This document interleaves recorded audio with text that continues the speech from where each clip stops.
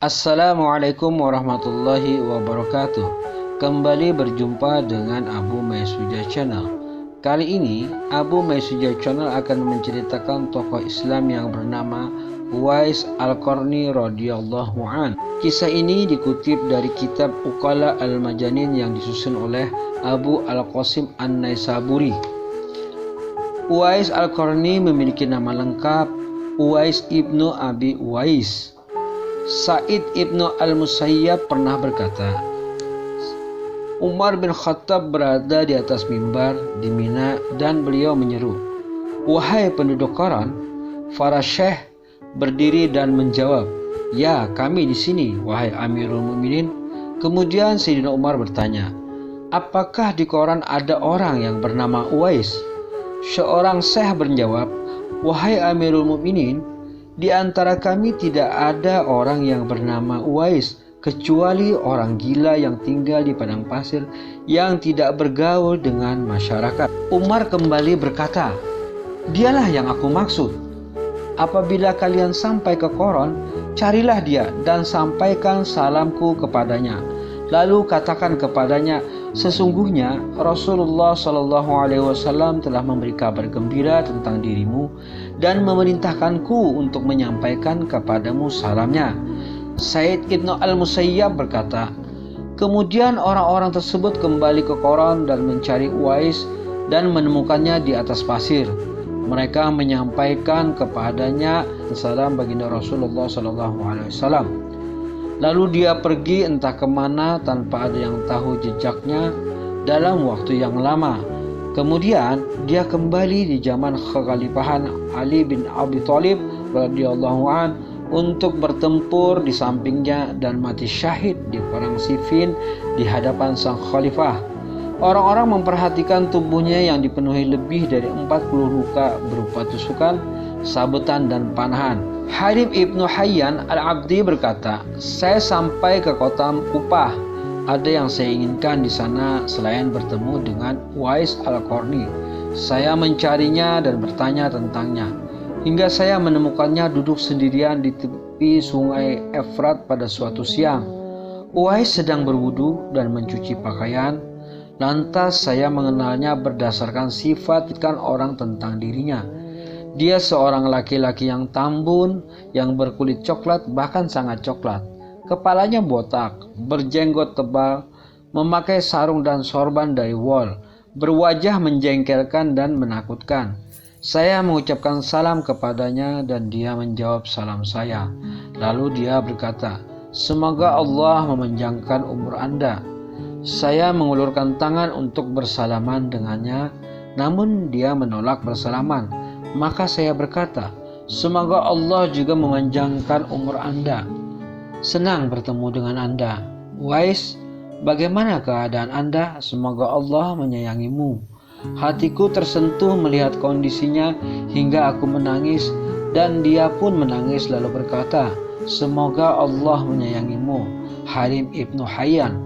Bagaimana kabarmu saudaraku? Siapa yang memberitahumu tentang diriku?' Saya menjawab, 'Allah.' Kemudian dia berkata, 'Subhana Rabbina in kana wa'du Rabbina la maf'ula.'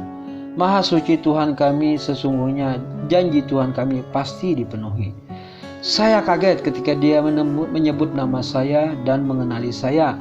Padahal demi Tuhan, saya belum pernah melihat dia dan dia belum pernah melihat saya. Karena itu saya bertanya kepadanya, 'Dari mana Anda mengenal nama saya dan nama ayah saya, padahal saya belum pernah melihat Anda sebelum ini?' Uwais Al-Qarni menjawab dengan ayat Al-Quran, 'Nabba'aniyal alimul khabir.' Telah diberitahukan kepadaku oleh Allah yang maha mengetahui lagi maha mengenal. Ruhku mengenal ruhmu. Mereka sudah saling bicara. Sesungguhnya ruh memiliki jiwanya sendiri sebagaimana makhluk hidup. Sesungguhnya orang beriman saling mengenal antara yang satu dengan yang lain. Mereka saling mencintai dan ruh ilahi, meskipun mereka tidak saling berjumpa, tidak saling mengenal dan tidak saling bercengkrama, meskipun tempat tinggal mereka jauh. Lalu saya berkata, Mohon beritahukan kepada saya tentang hadis Rasulullah yang dapat saya hafal darimu." Uwais berkata, "Saya tidak berjumpa dengan Rasulullah SAW dan saya bukan sahabat beliau, tapi saya mengenal orang-orang yang melihat beliau. Para sahabat memberitahu tentang hadis Rasulullah SAW sebagaimana yang sampai kepada kalian. Namun saya tidak suka untuk membuka perkara ini. Saya tidak ingin menjadi ahli hadis maupun hakim ataupun mufti. Aku tak suka diriku disibukkan dengan manusia, wahai saudaraku Harim ibnu Hayyan." Saya berkata, "Bacakan kepadaku ayat-ayat Al-Quran yang saya dengar langsung dari Anda. Sungguh saya mencintai Anda di jalan Allah. Mohon doakan saya dan berikan syafaat yang dapat saya jaga."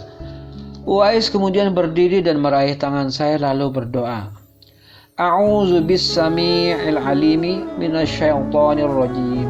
Bismillahirrahmanirrahim. Aku berlindung kepada Allah yang Maha mendengar dan Maha mengetahui dari setan yang terkutuk, dengan menyebut nama Allah yang Maha Pengasih dan Maha Penyayang." Kemudian Uwais terisak dan menangis lantas berkata, "Duhai Tuhanku, perkataan yang paling benar adalah perkataanmu. Perkataan yang paling jujur adalah perkataanmu. Perkataan terbaik adalah perkataanmu." Uwais kembali terseduh sedan kemudian diam. Saya pun memperhatikannya dan menyangka dia telah pingsan. Namun kemudian Uwais berkata, "Wahai Harim ibnu Hayyan, ayahmu telah wafat dan sebentar lagi Anda akan meninggal dunia, wahai ibnu Hayyan.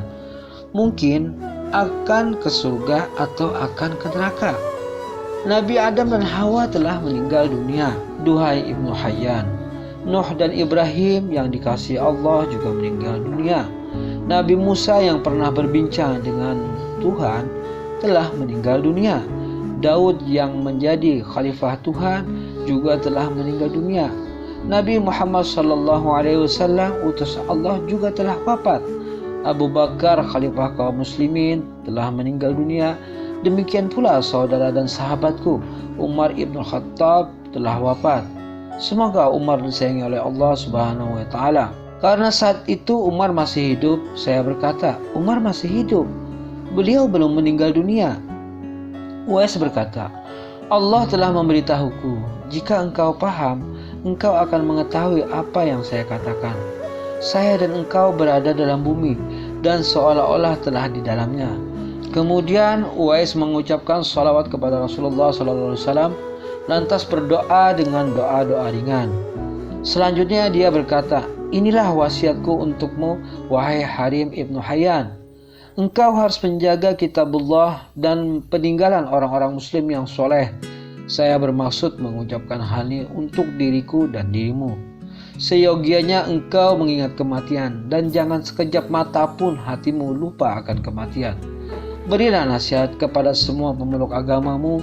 Janganlah engkau meninggalkan kelompok dan agamamu, agar engkau tidak terpisah dari agamamu dan tidak masuk neraka kelak."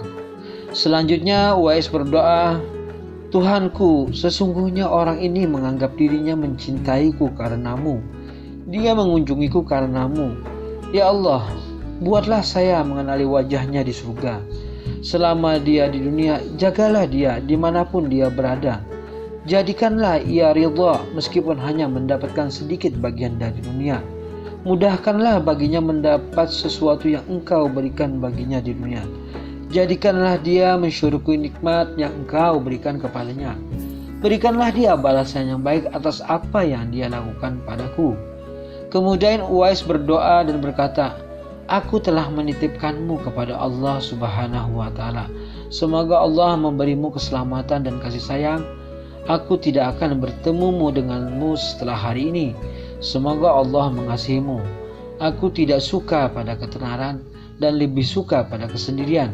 Maka jangan carilah diriku. Ketahuilah bahwa engkau ada di hatiku meskipun aku tidak melihatmu dan kamu tidak melihatku. Ingatlah aku dan berdoalah untukku. Sungguh aku pun akan mengingatmu dan mendoakanmu, insya Allah." Kemudian Uwais meninggalkanku sambil menangis. Saya pun menangis. Saya memperhatikannya hingga dia masuk ke sebuah lorong. Setelah pertemuan itu saya sering mencarinya dan bertanya tentang dirinya, tapi saya tidak menemukan seorang pun yang dapat mengabari tentang dirinya. Ar-Rabi Ibnu Qasim berkata, saya pernah mendatangi Uwais Al-Qarni. Saya menemuinya sedang duduk usai sholat subuh. Dalam hati saya berkata, saya tidak akan mengganggunya saat wirid. Dia menetap di tempatnya kemudian berdiri melakukan sholat hingga datang waktu zuhur. Lalu dia berdiri menjalankan sholat zuhur. Saya membatin lagi, saya tidak akan mengganggu hingga waktu asar. Dia sholat asar kemudian sholat maghrib. Saya berkata lagi dalam hati, dia pasti akan pulang dan berbuka puasa. Ternyata dia tetap di tempatnya hingga sholat isya. Saya menduga-duga dia kemungkinan akan berbuka puasa setelah sholat isya. Nyatanya dia tetap berada di tempatnya hingga sholat subuh, kemudian duduk. Matanya mulai mengantuk, tetapi Uwais berusaha tetap terjaga dan berkata, ya Allah, aku berlindung padamu dari mata yang tidur, dari perut yang tidak pernah merasa kenyang. Saya berujar, sudah cukup bermanfaat bagiku dengan mencermatinya, lalu saya pulang. Uwais Al-Qarni berkata, ini malam ruku. Lantas dia menghidupkan seluruh malam itu dengan ruku. Di hari lain dia berkata, ini malam sujud. Lalu dia menghidupkan seluruh malam itu untuk sujud. Diriwayatkan dari Hasan radhiyallahu an Rasulullah sallallahu alaihi wasallam bersabda, ada orang-orang dengan jumlah lebih banyak dari Bani Rabi'ah dan Mudlar kelak akan masuk surga karena syafaat seorang laki-laki dari umatku. Maukah kalian aku beritahu nama lelaki itu? Orang-orang menjawab kepada Rasulullah, tentu saja wahai Rasulullah. Rasulullah SAW bersabda, lelaki ini adalah Uwais Al-Qarni. Kemudian beliau bersabda, wahai Umar, apabila engkau menemukannya, sampaikan salamku untuknya. Berbincanglah dengannya hingga dia mendoakanmu. Ketahuilah bahwa dia menderita penyakit kusta. Lalu dia berdoa memohon kesembuhan kepada Allah. Kemudian Allah mengangkat penyakitnya. Lalu dia berdoa kepada Allah untuk dikembalikan penyakitnya. Dan Allah mengembalikan sebagian dari penyakitnya itu. Ketika Umar Ibn Khattab menjabat sebagai khalifah, Umar berkata di musim haji, mohon semua orang duduk kecuali yang berasal dari Quran. Semua lelaki di hadapannya duduk kecuali satu orang. Lantas Umar memanggilnya dan bertanya, apakah Anda mengenal seorang di antara kalian yang bernama Uwais? Orang itu menjawab, apa yang Anda inginkan darinya? Dia orang yang tidak dikenal, tinggal di rumah Hariyot dan tidak bergaul dengan manusia. Umar radhiyallahu berkata, sampaikan salamku kepadanya dan mintalah dia untuk menemuiku. Lelaki koran tadi menyampaikan surat Umar kepada Uwais yang berkenaan datang menemui Umar. Kepadanya Umar bertanya, apakah Anda Uwais? Uwais menjawab, ya benar wahai Amirul Mukminin. Umar berkata, sungguh Allah dan Rasulullah benar. Apakah Anda memiliki penyakit kusta? Lalu Anda berdoa kepada Allah dan Allah mengangkat penyakit Anda itu. Lantas Anda berdoa kembali agar dikembalikan dan Allah mengembalikan sebagian penyakit Anda itu. Uwais menjawab, benar, siapa yang mengabari Anda tentang hal itu? Demi Tuhan, tak ada yang mengetahuinya selain Allah Subhanahu wa Ta'ala. Umar menjawab, yang memberitahuku adalah Rasulullah SAW. Beliau memerintahku untuk memohon kepada Anda berkenan mendoakanku, karena beliau bersabda tentang lelaki yang memasukkan ke surga dengan syafaatnya, orang-orang yang jumlahnya lebih banyak dari Bani Rabi'ah dan Mudhar. Beliau menyebut nama Anda sebagai lelaki itu. Kemudian Uwais mendoakan Umar lantas berkata, wahai Amirul Mukminin, saya punya keperluan kepada Anda berupa permohonan untuk menyembunyikan kabar tentang diri saya dan izinkan saya untuk beranjak dari tempat ini. Umar pun mengabulkan permohonannya. Lantas Uwais tetap tersembunyi dari umat manusia. Lalu dia terbunuh dan mati syahid di hari Nahawan.